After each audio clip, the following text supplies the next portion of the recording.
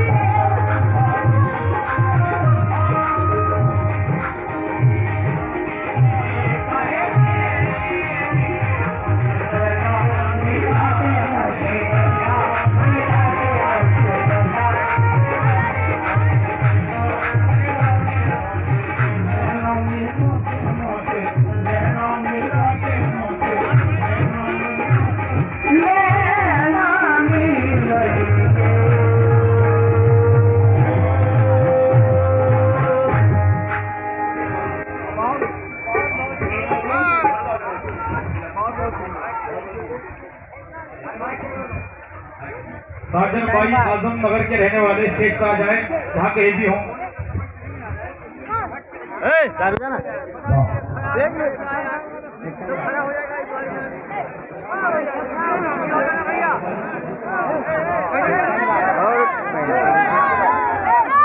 आप हजरात खामोशी से बैठ जाएं।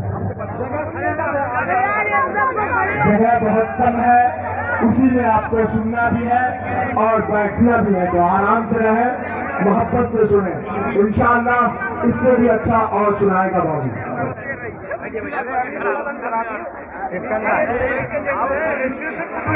और आप हजरात रास्ता छोड़ दें, ये जो बीच का रास्ता है बगल साइड से मजार के पास, उस रास्ते को खाली कर दें आप लोग।